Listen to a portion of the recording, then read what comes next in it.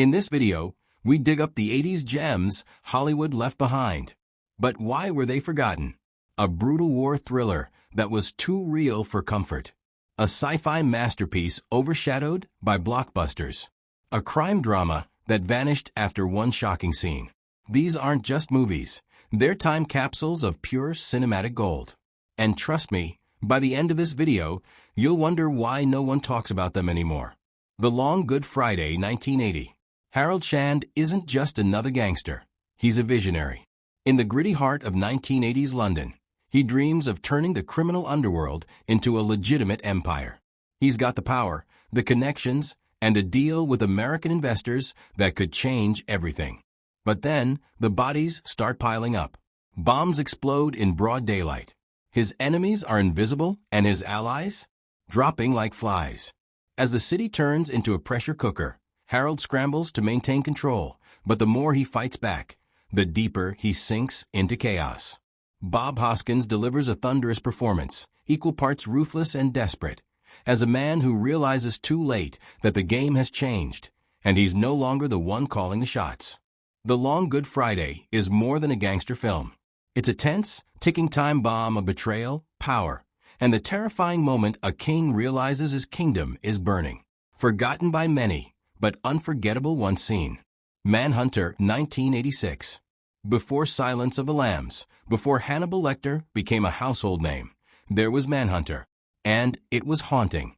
Will Graham is a former FBI profiler pulled back into the field to track a serial killer known only as the Tooth Fairy.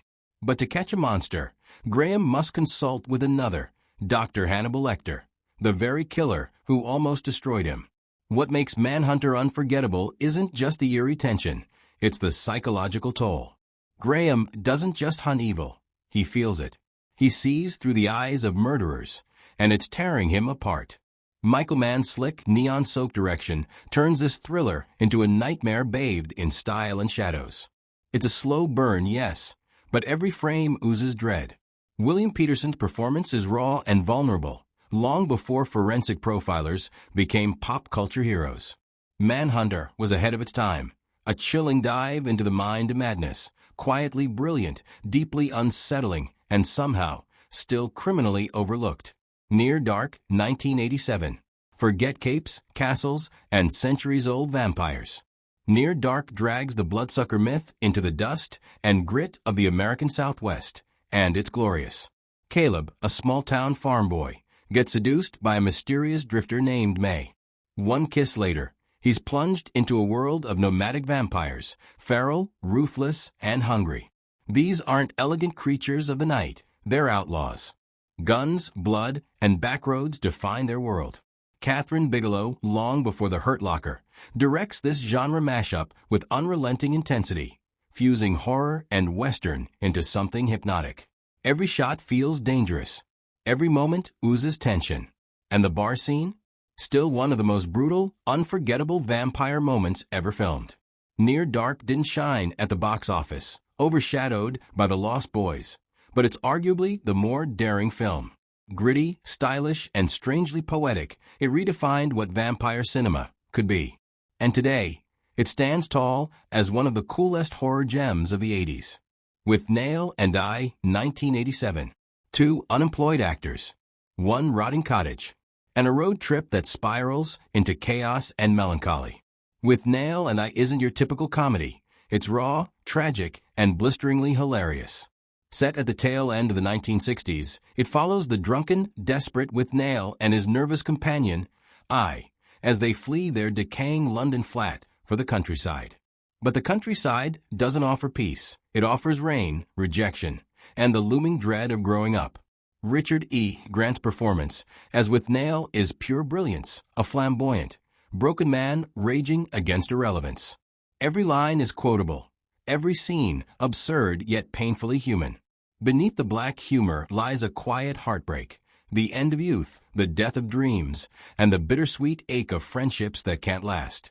It's a cult classic, yes, but more than that, it's a love letter to misfits, outsiders, and anyone who's ever been afraid to face what comes next. Withnail I lingers long after the laughter fades. Local Hero, 1983. In Local Hero, ambition meets stillness, and the result is quietly magical.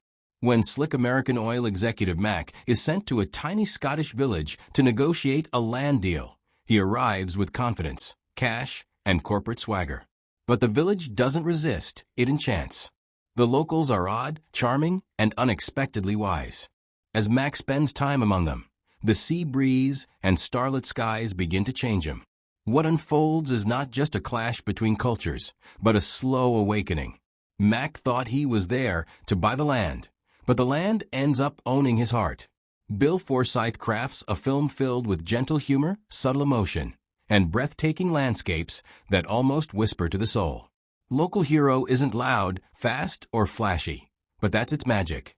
It captures the beauty of stillness, the power of place, and the quiet transformation of a man who thought he had everything, until he found something deeper. The Quiet Earth, 1985. You wake up and the world is gone. No people, no sounds, just silence. That's the chilling premise of The Quiet Earth, a sci-fi gem from New Zealand that begins like a dream and slowly unravels into a nightmare. Scientist Zach Hobson opens his eyes one morning to find himself completely alone. No cars, no birds, no human life. At first, there's freedom. Then, madness. As Zach searches for answers, guilt begins to surface. Was his work on a top-secret energy project responsible for the world's disappearance? And when he finally meets other survivors, the real horror begins, not just of what happened, but of what comes next. The Quiet Earth isn't about monsters or aliens.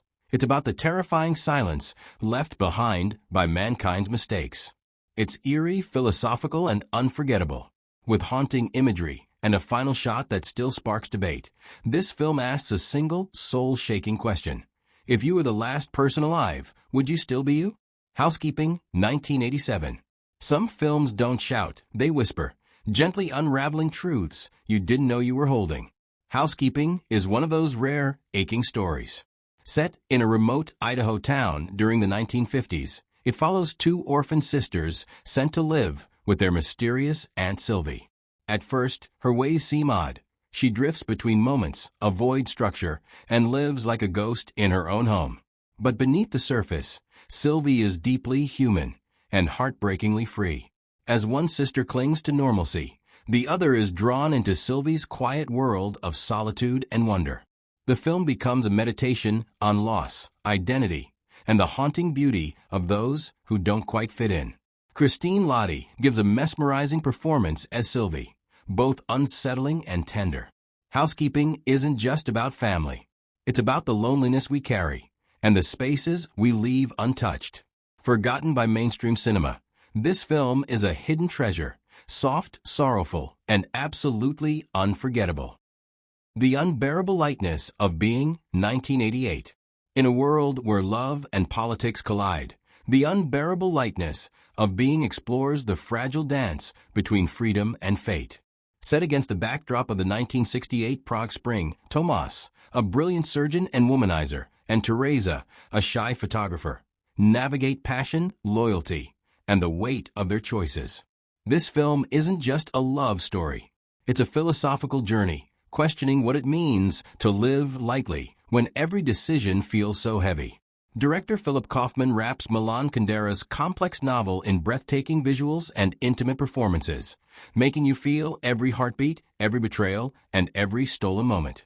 Daniel Day-Lewis and Juliette Binoche deliver mesmerizing, vulnerable roles that linger long after the credits roll. The Unbearable Lightness of Being is a haunting meditation on love, identity, and the unbearable beauty and pain of being truly alive. Altered States, 1980. What if exploring your own mind could unlock the darkest secrets of human existence? In Altered States, brilliant scientist Eddie Jessup dives into experimental sensory deprivation and hallucinogenic states, pushing the boundaries of reality and sanity. His quest to discover the origins of human consciousness. But the deeper Eddie goes, the more terrifying his transformation becomes. This isn't just a sci-fi thriller. It's a mind-bending journey into primal fears and hidden desires. William Hurt delivers a haunting performance as a man unraveling his own identity, battling forces beyond comprehension. The film's groundbreaking special effects and eerie atmosphere make you question what's real and what lurks beneath the surface of your own mind. Altered States shocked audiences with its bold vision, blending science, psychology, and horror in a way few films dared. Even decades later, its haunting questions remain as relevant and unsettling as ever. 16 Candles, 1984. High school isn't just about classes and tests. It's a battlefield of awkward crushes, family chaos, and unforgettable moments. 16 Candles captures the raw, messy magic of teenage life through the eyes of Samantha, whose 16th birthday is completely forgotten by her family. But amidst the embarrassment and heartbreak, she finds unexpected connections and a glimpse of first love. Molly Ringwald shines as the quintessential 80s teen, vulnerable, witty, and desperately hoping to be seen. John Hughes' classic balances laugh-out-loud comedy with moments of sincere emotion, making it a rite of passage for a generation. 16 Candles isn't just a coming-of-age movie. It's a time capsule of youth's bittersweet awkwardness and the hope that maybe, just maybe, life will start to make sense after all.